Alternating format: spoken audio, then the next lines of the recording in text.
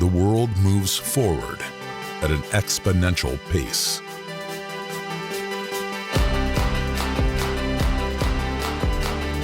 We are impartial arbiters of knowledge.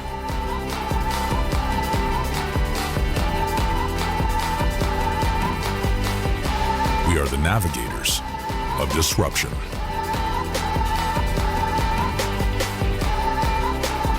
We link our known to your unknown.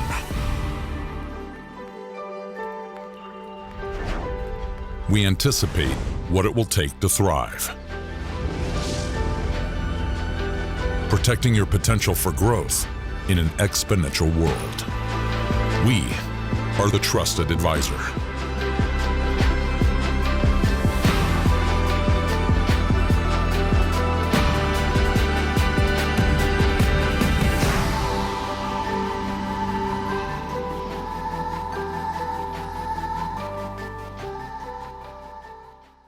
Thank you all for joining.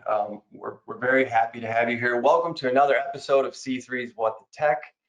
And for this particular segment, on behalf of myself and all the stakeholders at your organization, I'd like to commend you, because if you're watching this right now, you've made the conscious decision to gain valuable perspective on how to improve the well-being of your organization.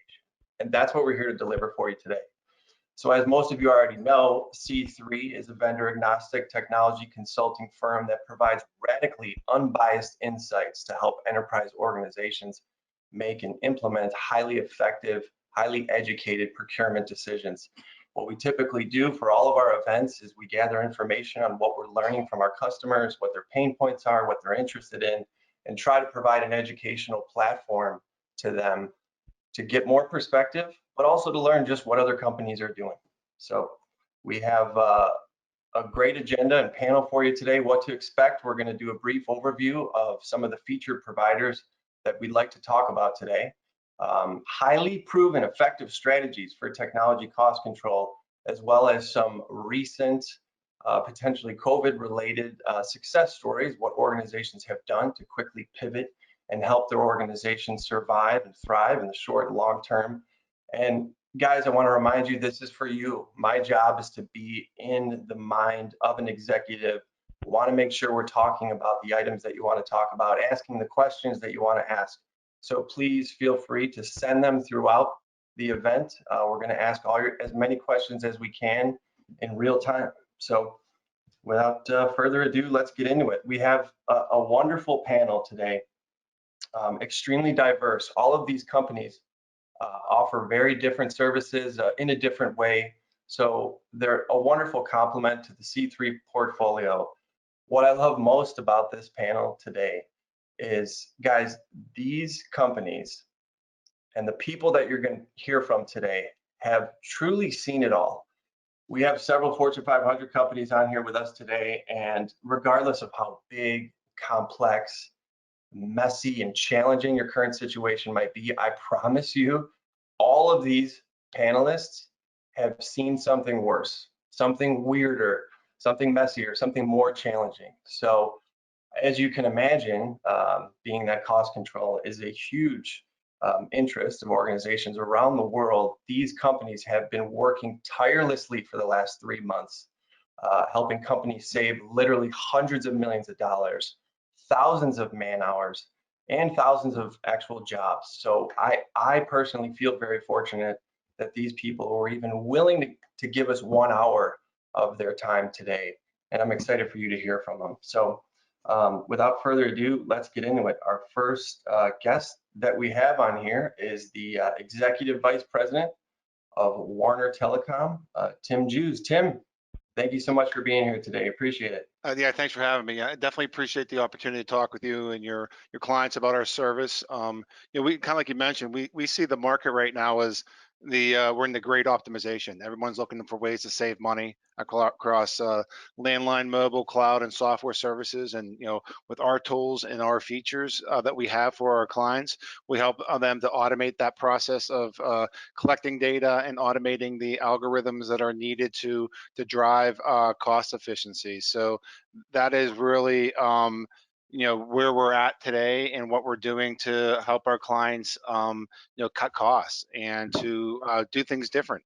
To automate a process that might have taken, 5 or 6 hours before to down to less than a minute. And those are the type of things that we're doing through data collection and data validation tools to help our clients to be efficient, to run a tight ship from a cost perspective, from a data perspective, and then we help you make that change. So if they decide to change from MPLS to SD-WAN or something like that, we have tools available to our clients to manage the cost trending and deployment process through that change process to make sure what you need to happen happens on a monthly basis.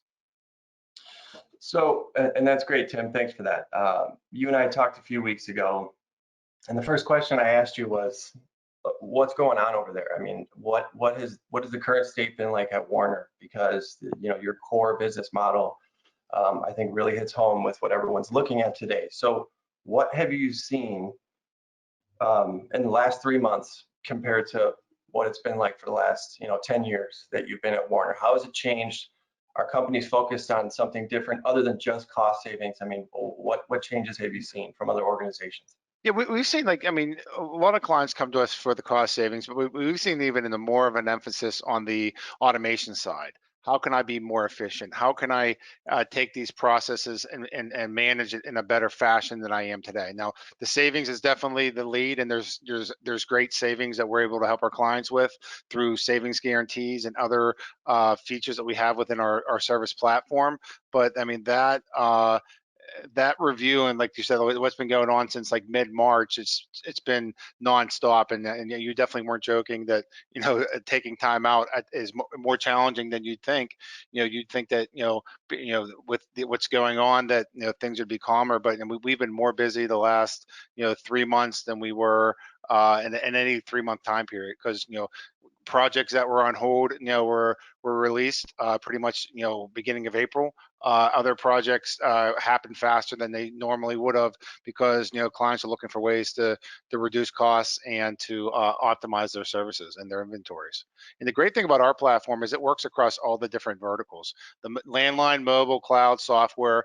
You have that single dashboard that connects all these different data sources, validates the data via advanced algorithms. We have direct data feeds into the carriers to pull that data in, so we're not making manual steps on a monthly basis. That validation occurs, and then we review it with you and say, hey, here's where you're at. These are the recommendations based upon what happened this month.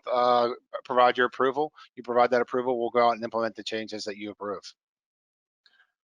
That's great. So obviously the core benefits are reducing costs, having increased visibility into what the organization actually has from an inventory standpoint. How do you start, and how does your fee structure work?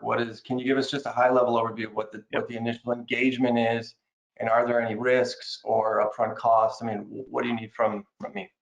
Yeah, so Warner's been around since '95. I've been here since 2002, and then during that time frame, we've had a savings guarantee. So we guarantee 150% savings return and investment for any fee that the client pays us. And in my time and the company's time, we've always at least doubled that number.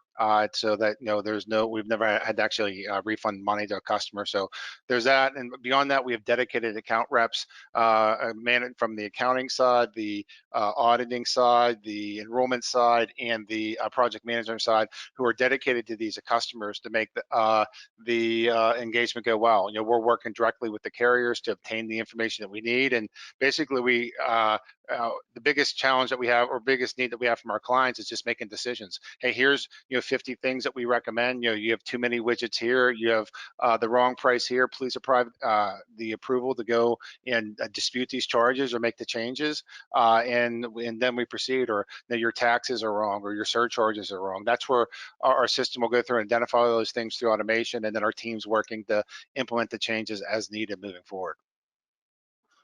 That's great. Thank you for that, Tim. And like I previously mentioned, we want to make sure that we're hitting on the agenda of the audience. So Taylor, I think before we go any further, let's maybe take a quick poll. We want to make sure we're hitting on these areas, and a lot of these services address huge pain points within organizations. And the bigger you are, the greater those pains are. So I think we have 4 or 5 options. You know, what is your greatest pain?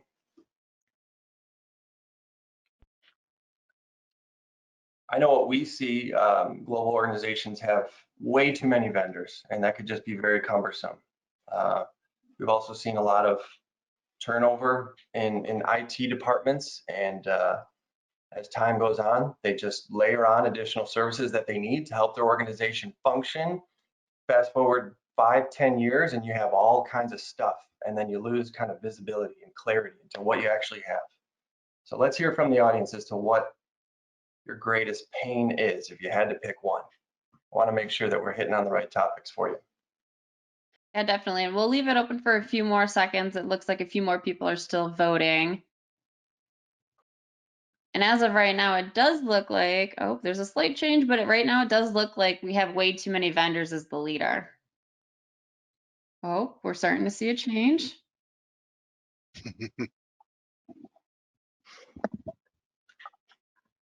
All right, I'm going to close the poll.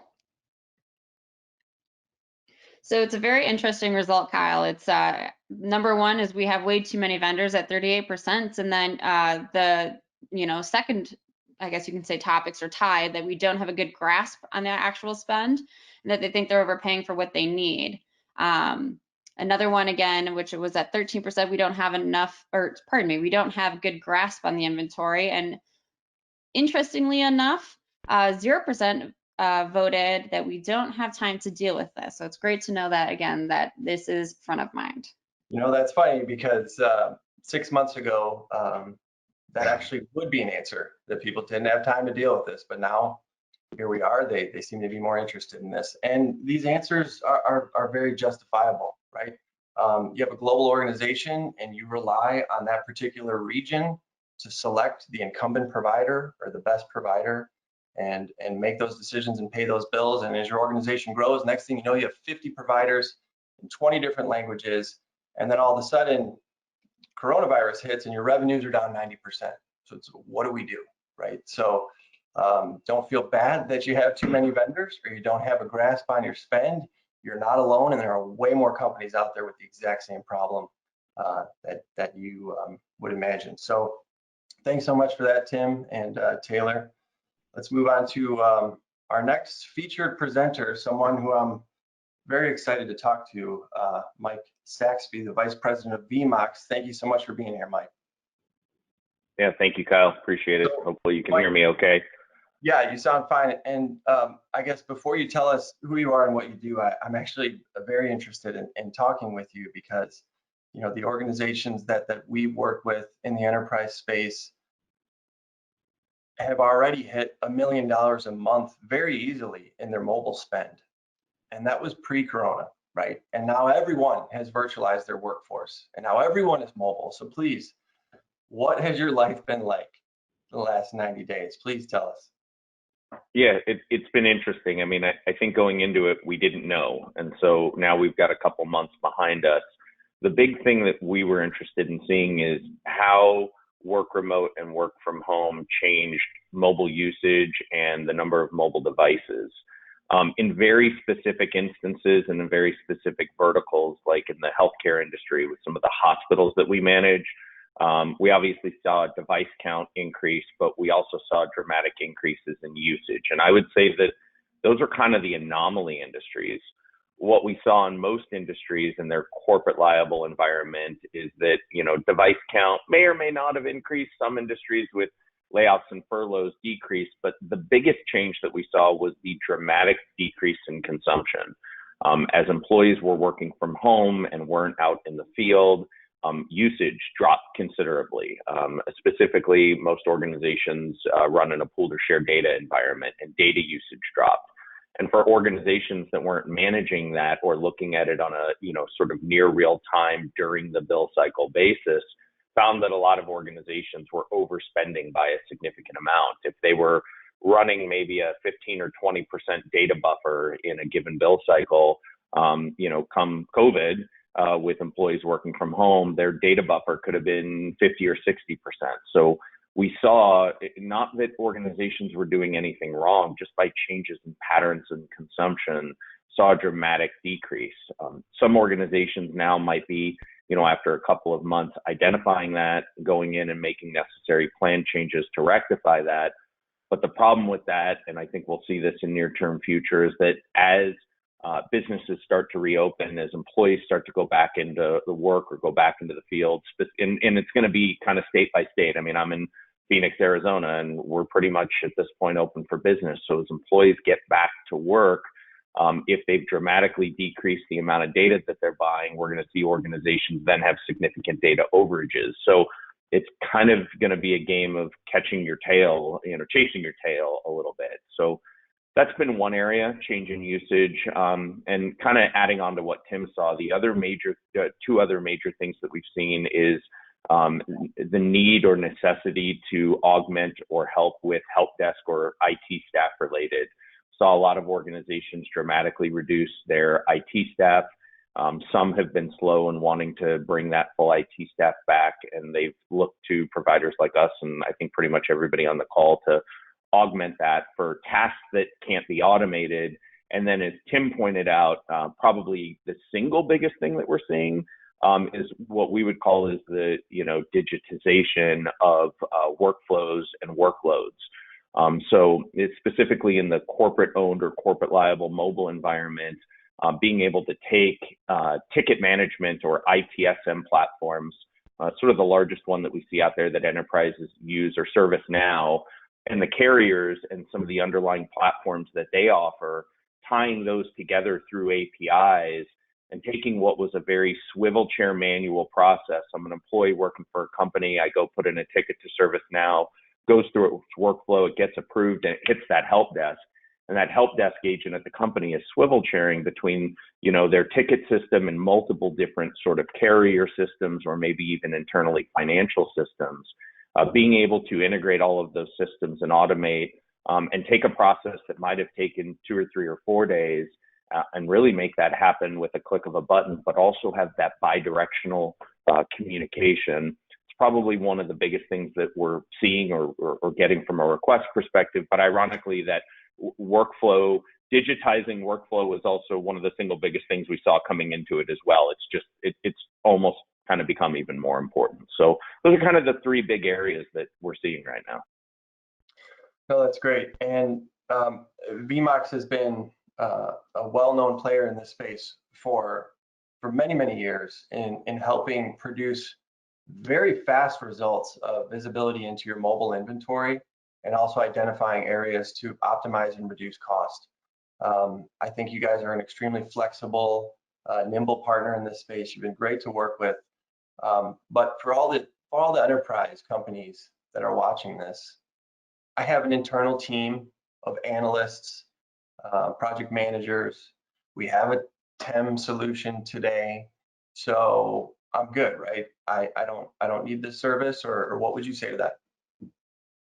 Yeah, I would say that your internal team, or even what we would consider to be your legacy TEM provider, most likely is doing a great job, but they're doing a great job with the tool set that they have. And so really the tool set for managing an enterprise corporate liable environment is an Excel spreadsheet, or maybe for very large environments, Access database where you're doing SQL queries. It's manual in nature. What we've done is we've built just a different tool set for that enterprise customer. Think of it as, the difference in a distribution model from Blockbuster to Netflix, right? It was a change in technology. So not that Blockbuster was doing anything wrong. I enjoyed going to Blockbuster, but I don't go to them anymore because I really like Netflix and they don't exist. But what we've done is we've spent the time to directly integrate into all of the carrier systems. So I'll pick on Verizon and AT&T, direct API level integration into their usage systems, into their change management systems. And we're bringing all of that data in near real time, and we're analyzing it using algorithms and machine learning. The system that we've built is actually patented. We have our second patent now, working actually on our third. And we're able to take in an environment and to think on the smaller side, maybe 1,000 lines of service, think on the larger side, 100,000 lines of service. And we can analyze that data in near real time, make a decision about a billing change, and enact that billing change within the carrier system. And we can do that during the bill cycle up until the last minute of the bill cycle. So when I talked earlier about how we're seeing dramatic changes in usage and usage patterns, we're able for our customers to monitor that and reduce their data buffer to, in many cases, less than 1% each and every bill cycle. So, you know, as their data consumption, their pooled data is going from this down to this, our system is monitoring that and going in and actually making those changes up until the last minute of the bill cycle to impact that change. That's not something that, frankly, a human being with an Excel spreadsheet can do. And it's not something that these, you know, what I would call legacy TEM providers have access to. They haven't built that degree of automation and process into it. So really the message is, let us show you that there's a different way to do this, not that your internal team or current provider is doing anything wrong. They're doing the best job they can with the tool set they have. Sure. Great. Yeah, thanks for that overview, Mike. I think we're going to probably have some questions for you later as well, and we appreciate that that overview. So wanted to introduce our next featured provider, which we're excited to talk about. We have Chris Parlett, Senior Manager of Cloud Services at Park My Cloud. Chris, thank you so much for joining us. Yeah, thanks, Kyle, for having us. Appreciate it. Before we get into this, please, in as few words as possible, tell me what Park My Cloud is and does. Yeah, so the short version is we help save money on cloud costs, cloud infrastructure costs. The two ways we do that is by turning off virtual machines, databases, scale groups, database clusters, Kubernetes clusters. We turn those off on nights and weekends. So typically like non-production workloads like dev, test, and QA can be turned off, but nobody does it. So we can help automate that.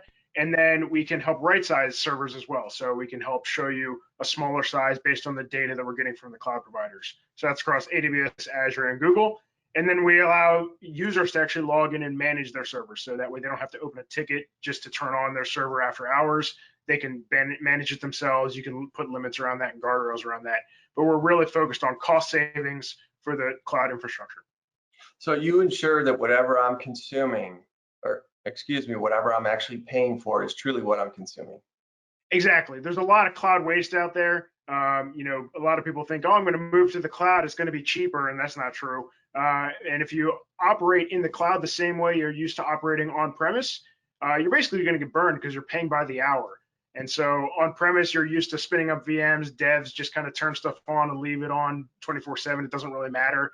But in the cloud, you know, you got to put some guardrails up. You got to put some. It's like turning the lights out when you leave the room. So we can help automate that and help users kind of manage their own servers that way, so that their workflow isn't really disrupted, because you still want them to get their work done, but you want to pay as little as possible so you're maximizing what you're getting out of it. So okay, so at first glance, and I mean, the majority of every enterprise has some variation of public or hybrid cloud today. So I have a very dumb question for you. Why doesn't everybody use this? This seems like a no-brainer. This is an amazing service, helps optimize my spend. Why doesn't everybody use this? Is there someone that's maybe not a good fit? Who would not want this? Yeah, that's a great question. So for production resources, you know, things that need to be up 24/7, a lot of people go more towards like buying reserved instances, which means you're paying up front for those costs, so you kind of reduce those, which is a great idea. I think that's great. And that's what the cloud providers are really pushing, because they really want you to give them more money, right? And it's really the non-production costs. You know, a lot of developers will say, oh, I need this up 24/7, but that's not true. I mean, they're sleeping, they're not working over the weekend, you know, that kind of thing. So it's really something that, you know, writing scripts to do it is a hassle. And yeah, you can do it, but then what if somebody needs it? There's a lot of what ifs, and you want to plug into Slack and Microsoft Teams and your single sign on and get reports. And we can help automate all of that. So we do all those kind of additional features outside of that, so that you can just kind of go in, plug in, do it, schedule things, and get the cost savings from it. So can you expand on that? Like, what types of non-production workloads do customers utilize for Park My Cloud for? Sure. Yeah. So, for instance, we eat wheat or on dog food. So for all of our development servers, we do development across all different cloud providers. So we're multi-cloud. So we turn off our development servers kind of outside of business hours. QA servers, a lot of those can be off kind of throughout the week until you get to the QA portion of your build. So then we can turn on the QA servers just for a little bit of time and then turn them off outside of those hours. Staging, dev, test, QA, all of those servers. Basically anything pre-production can really be scheduled, and some production servers can be as well. Great. Well, thanks so much for that overview, Chris. We're going to have some more questions for you here in a bit. Sounds good. Next, two more feature presentations that we wanted to get to. Our next featured provider, we have the VP of Strategy and Innovation at Advantix, Matt Millhauser. Matt, thank you so much for joining us. We appreciate it. Yeah, thank you, and apologies I don't have a haircut yet. You apparently found a barber to get to you before I could. I can't talk about it, all right? It's a secret, it's against regulations, but I still am sheltering in place, don't worry. Give us a brief overview of Advantix. We already have some questions from the audience on this, but in your own words, tell us who Advantix is, what the ideal customer is for you, and why somebody would work with you guys. Sure. So Advantix is what I would consider a turnkey expense management solution. So if you want to think of it as expense management as a service, much like the other panelists today, we go well beyond just the core expense management piece, what you traditionally think about when you think of a TEM. Consuming bills, making sure they're correct, disputing incorrect invoices for you, giving you reporting and visibility, a database of assets, keeping everything clean. Those are more the traditional TEM pieces, but we also can layer on top of that two primary modules. One would be a MACD layer, where we can be the front end for all MACDs for whether it's mobile or wireline.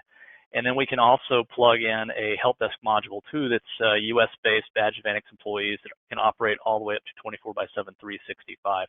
And that's a tier 2 and 3 help desk. So we're handling virtually everything that you can imagine, soup to nuts. Our first call resolution rate's actually above 95% last time I checked. But we're enterprise-ready organization, so we deal with some SMB clients, but we mostly deal with large SMB and enterprise clients. And as I just mentioned a moment ago, we can handle the mobility, the fixed telecom. We even handle the utility piece too. So when you think of things like water, trash, gas, electric, and sewage, our platform has the capability to handle those types of spend as well, and also apply the two layers that I mentioned on top of the expense management, the MACD as well as the help desk. So we can do utility procurement as well as utility help desk. But about 90% of our clients really skew towards the telecom piece. Outside of that, I think there's a follow-up slide here that kind of pulls together everything that we do. So at our core, we're really focused on the telecommunications piece with the utility as an augmenting factor. And we focus on either one-time projects like one-time optimizations, one-time deep dive audits. Then we can also deploy an ongoing expense management solution that looks at process streamlining, staff augmentation, with the key there, or the target being to save a client anywhere between 90 and 95% in soft cost or time investment. And then that green bar right below the plus sign, that really kind of speaks to the MACD support as well as the help desk from a technical perspective on the mobile and the fixed telecom side. Nice. And that's great. big thing that we've been focused on the past few years is also doing this globally as well. So we can operate within North America as well as most major global geographies. So let's talk about that. We actually have some of our dear friends over in Europe that are joining us, and we love you guys. We can't wait till we're legally allowed to come visit you again. But for those organizations that had decentralized procurement processes prior to this pandemic, now they're trying to get a grasp of what do we have and what do we need, and how do we clean this up and make it easier to manage this going forward. So if you have a global enterprise that's in 100 different countries with 40 different providers in 10 different languages, is that something that you can handle? And if so, how do you guys go about dealing with that? Sure. No, it is. And so we had to make a decision about 5 years ago, and that was, were we going to invest in brick and mortar or badged employees to help facilitate services in Latin America, Russia, former Soviet Union, EMEA, and the list goes on, APAC. And we instead partnered with organizations that have expertise that already exist in those markets, and we could tap into and quickly scale our capabilities in those areas. So we've integrated with these organizations. So from a client perspective, it's one single front end. It's Advanix. They have one account manager. They have one system to go to. They have one support team to communicate with to simplify and streamline the interactions between client and Advanix. But on the back end, we're tying together all these different geolocations. You made a really good point. That's kind of the fracturing of process and the fracturing of data and being able to pull all that together. So centralization has been one of the biggest requests that we've seen, both pre and post COVID-19. It's becoming a bigger challenge post COVID-19, primarily because of the work from home culture that's been, it's really accelerated based on this. So there's some really cool data points that I wanted to share real quick. Depending on the research firm you're talking about, and the general consensus is right now that we were operating in the US at least at about a 3% work from home rate pre-COVID-19. We peaked in somewhere in the ballpark of 50%. And a lot of the experts are indicating that we will likely settle at 25% after all this is cleared. So that's a huge change for a lot of organizations from a digital transformation perspective, but also being able to manage all these disparate processes. And when you're operating across multiple geographic boundaries, that only exacerbates the problem and the challenge inherent to managing, 15 different countries, 10 different countries. And so really how we help clients get past that is we start tackling the different geographies in sequence. A lot of organizations make the mistake of trying to roll it all out at once. And that can be very problematic because you're dealing with different location managers. There's different regulatory requirements in the different geographies globally. Think of EMEA, GDPR. So there's just a lot that goes into that. So we try to map it out in a way where it's a manageable project and we can slowly bring online these different geographies so we can make sure that, number one, it's done at a pace that's reasonable, that we're able to do the job well, and we're able to align processes and centralize those that we can in a piecemeal fashion. So we're not getting into a mess where we're never able to actually go live. Instead, we're slowly bringing these different geographies into the fold. And that's been really what we see as the best way to go about it. Yeah, no, that's great. And I know several of the advisors at C3 have recommended Advanix for their clients for a lot of these similar issues. And you guys have delivered every time. So thank you very much. You're a great partner to work with, and I'm sure we'll have some more questions for you here in a bit. Wanted to introduce our next featured provider that we have with us today. We have Dave Kuchar from Digital Direction. Dave, love the golf shirt, man. Thanks for joining us. It's golf casual here in the office all day, every day. I love it. I love it. Dave, tell us about Digital Direction.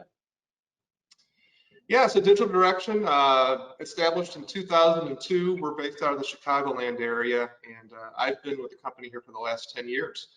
And really, what we are, it's probably more staff augmentation around the ongoing management of telecommunication services. So great thing about us, I'm supported by a team of people averaging 25 plus years in this business.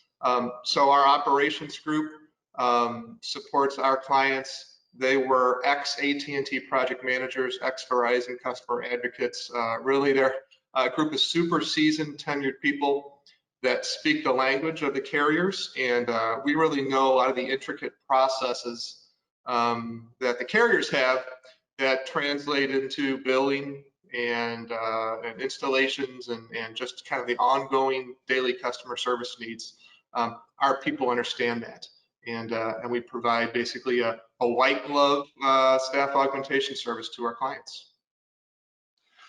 Awesome. So what if someone already has a TEM software in place? Well, what would you say to a customer like that? We have a TEM today, and as far as I know, it's working fine. Yeah, good question. So, well, there's a couple things.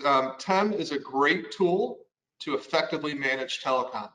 And when it's implemented properly, it does great things. It allocates cost, it detects the overcharges, it detects issues, and then it reports back on them when it's properly implemented. Maybe if it's not properly implemented, though, it's not catching those things, and really you need the eyes of a seasoned professional to catch those things. So we have TEM. We work with TEM providers. TEM is great. I would encourage those using TEM to think about, how do you know that it's accurate? It might be good to check on it. I also think that TEM is one piece of telecom lifecycle management. It's around identifying billing issues and charges and paying those bills, but you still need people to take action on what TEM finds. And so we've really focused on building a team of people that know how to take action to produce results. And really our homegrown solution here at Digital Direction is this OTM, or outsourced telecom management solution. So Kyle, would you like me to go into that for a bit? Yeah, sure. And I love that, Dave, because me personally, being a technology advisor, I see everything trying to become more automated, and artificial intelligence is more sophisticated than it's ever been. But I think I speak for a lot of people, including myself, that I just want to talk to a human. I just want to deal with a human, preferably an intelligent one that could just help me with my problems. And that's what we've learned about Digital Direction. That's like the core competency. And that's what makes it a real pleasure to work with you guys. So, we love the OTM solution. If you could speak for that for a second. Yeah, well, thanks. So we try to become the telecom easy button for our clients. So again, our people, they've been there, they've seen it, and they've been dealing with telecom issues and carriers for decades. So really, we can be the single point of contact for all ongoing telecom customer service needs across all locations and providers for our clients. So what that means is you'll be given a dedicated team at Digital Direction, and it's one call or one email or one ticket to engage us for move, add, change, disconnect orders, repair tickets, contract questions, all that kind of stuff. We're really a team here that generally takes issues off the plates of people that don't have the time to deal with them, maybe don't have the expertise, or just frankly don't want to deal with them. So we put it in the hands of our experts. Excellent, Dave. Thank you so much. We appreciate that. We have one more featured provider that we wanted to get into today, taking a different spin on the approach to technology cost control. We have the Vice President of North American Sales, Nate Asp here. Nate, thank you so much for joining us today. We appreciate it. Yeah, thanks for having me, Kyle. So I know that Cloudflare is very popular in the enterprise space. I think the majority of a large portion of the Fortune 500 companies work with Cloudflare today and know what it is. But for those that have not heard of Cloudflare before, or those who maybe heard your name but still not exactly sure what you guys do, if you could please try to simplify that for us and tell us who Cloudflare is and what you guys do. Yeah, again, thanks for having me, Kyle. And I can understand how Cloudflare can come across as complicated because we do quite a bit. But Cloudflare has essentially built one of the largest networks in the world, providing a platform of services that make both companies and end user experiences safer, faster, and always available. So as companies have shifted to cloud services to realize cost and functionality benefits, Cloudflare has been at the center of this disruption. And on this slide, you can see some of the areas that we're providing services to our clients, anything from DNS to security and DDoS protection, disrupting hardware firewalls, all the way to performance and work from home kind of VPN type services. So for what did the typical setup look like in an infrastructure before Cloudflare? Yeah, that's a good question. So I think one of the awesome things about Cloudflare is we support companies of all sizes, as you mentioned, everything from kind of SMBs to large enterprises. What we've seen with the kind of SMB market is that they kind of start with cloud service providers from an infrastructure perspective. They're using the AWSs, the Googles to host their infrastructure. And then they're looking to us to add performance and security benefits in front of those services. When you move up market to kind of mid-market and enterprise, things get a little bit more complex, right? They're coming off of big hardware deployments. They have some point solutions that exist today on top of those. And that's where a solution like Cloudflare can sit in front of both. We heard from the group online here that both consolidation of vendors and kind of the belief that they're overpaying are two kind of things that are top of mind. And with Cloudflare, those are the two things that kind of we help customers with most, right? With our platform, you can now have Cloudflare sit in front of all of your infrastructure and kind of remove the need to use 5, 6 different vendors, but you're also reducing costs and taking advantage of some of that scale and kind of infrastructure we have. So how have you seen businesses respond to the recent pandemic? What has that been like for you? Yeah, so if you see the bags under my eyes, it's because we're doing a lot these days to help customers. And obviously the real heroes of this pandemic are the first responders, medical professionals, and essential workers.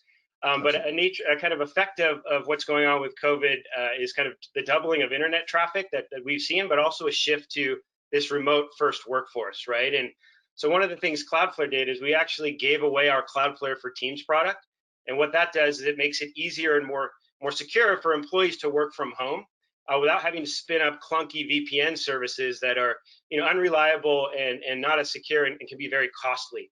And so in a matter of 2 months, we actually had hundreds of people in our company outside of just sales onboarding these kind of free customers that we made an offer to in the SMB space to use our for Teams product. And then on the flip side of that, we've also seen companies thriving. We're supporting some of the largest telehealth providers who have gone from 10% of the traffic they were doing months ago to 10xing that now and having to support online first health visits and the nature of that sort of business shift. So it's been interesting to see kind of the different ways we've been able to help customers both large and small through these challenging times. Yeah, that's great. Thank you so much, Nate. All right, so we have about 10-15 minutes left, so we're going to take some questions from the audience, and we'd like to get our panel back online here. So I want to talk about inventory for a second. Obviously, all of these services that we've discussed, cost savings initiatives, optimizing technology costs is great. But who's to say that you even need some of those services in the first place? So for some of you on here, you already well aware of the value of an optimization software. It helps you, pay all your vendors at once, realize variances, right? Spikes in charges. From a typical charge, you get 1 month. But again, who's to say that inventory is accurate even to begin with? So maybe Matt, I'll ask you this question, and then maybe after Dave, you could speak to it. If you have a customer that maybe already uses the largest TEM provider in the world, not going to name any names, but we all kind of know who that is. What is your process for handling that customer? We have a huge TEM provider. We're not very happy with them. They've dropped the ball way too many times, and we're ready for a change. Do you just onboard them into your system, or do you kind of verify the data and make sure that was even correct to begin with? What is your process to migrate somebody off of a previous platform that they might be dissatisfied with? Sure. Always verify the data. So never trust it's 100% accurate. It rarely ever is. So one of the first steps that we take is assuming that we're going to have to go through an implementation that we would for a client that has no existing TEM, whether that's an internal process or a third-party vendor providing that. So there are some things that we can get as far as structured data goes from an existing TEM that helps speed things up to the implementation, but by and large, we're going to go through the same process that we normally would. We're going to get LOAs with the carriers as a first step. We're going to pull things like contracts, CSRs, invoices, location lists, and so forth, so we can develop our own inventory, and then we can benchmark that against the provider's records, the client's records, and whatever the TEM may have already had in their hands. So again, whenever I talk to someone, they ask, well, how is this going to be different knowing that I have a TEM already in place? It's not really going to be that much different. And again, if anything, it could help streamline things by getting some more structured data and getting a better handle on the types of reports that you're currently getting and what value you find in those versus those that may need to be tweaked or scrapped altogether. Great. Yeah, thanks for that, Matt. All right, so we have a question from the audience for VMOX. Mike, when we talk about mobility, as we know, that spend can be very significant. Let's say I'm head of my procurement department. I've been negotiating contracts for 50 years, and I know I got a good deal. Plus, all of my mobiles are unlimited. So how could you help me? Is there any way that any benefit you'd be able to provide a customer like that?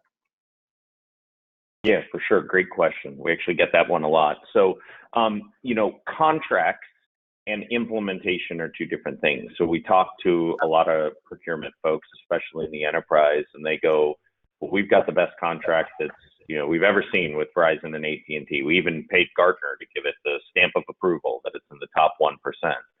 The problem is once that contract is executed, the implementation of those rates typically doesn't fall in procurement.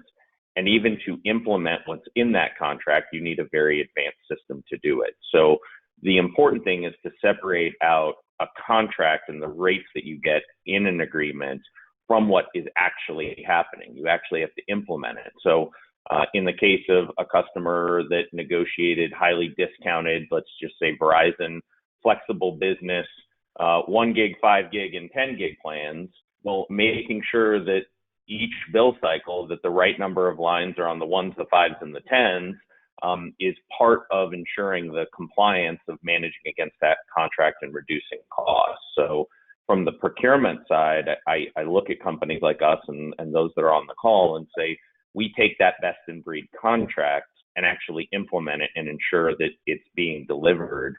Sure. Yeah, great. Thank you. So let's just talk about project-based work for a second. So what we've been hearing a lot, we're constantly consulting companies on new technologies, educating them on what their best options are.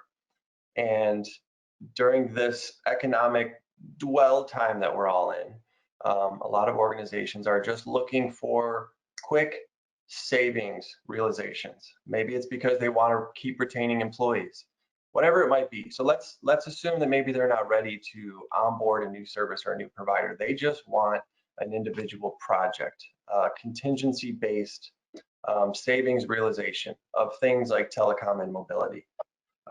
So Dave, I'll ask you this question. Could you give me a high-level overview of what the audit process looks like, how the fee structure works, and what the overall outcome can be? Yeah, great question. So we've seen a lot of interest here this year in this product. So the inventory and audit process from Digital Direction, it's pretty simple, it's straightforward.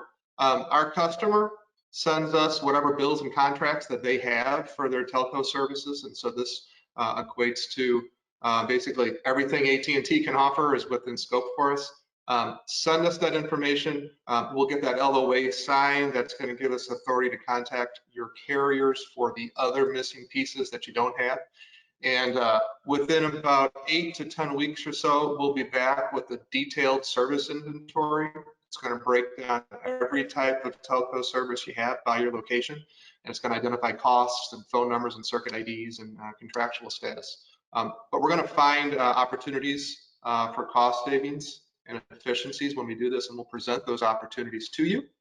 And then once you give us the okay to take action, our team will then implement those cost savings. No, thank you for that, Dave. That was great. So I think we're at the top of the hour here. So Taylor, I believe we have a prize we'd like to raffle off to the audience.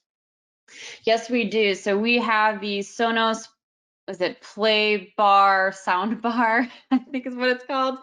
Either way, it has Amazon Alexa capabilities, and it also has Google Assistant capabilities as well. And you can connect to multiple Sonos devices for an ultimate experience. So our drum roll, please. Our winner is, and I'm sorry if I pronounced her name wrong, it is Elise Debye.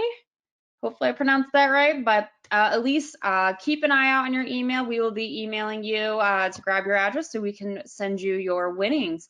Other than that, again, really appreciate everyone taking the time out of their day to participate and listen in on this awesome panel that we had. Kyle, do you have any other closing remarks? No, we'd like to thank everyone for listening. Thank you all so much to our panelists. We know how busy you guys are, and we're going to let you get back to helping organizations. And I just want to reiterate that every company you've learned about today does phenomenal work, but also the way you're able to engage with them, there's no risk and there's nothing but upside potential to have. And they're able to do all of this without jeopardizing the caliber of technology you have in place. In fact, it's quite the opposite. All of these result in enhancing just that. So if you are interested in learning more about any of these providers, please reach out to C3. We'll be happy to help scope out your needs and align you with the right people and solutions. And please join us next time on our next episode of C3's What the Tech.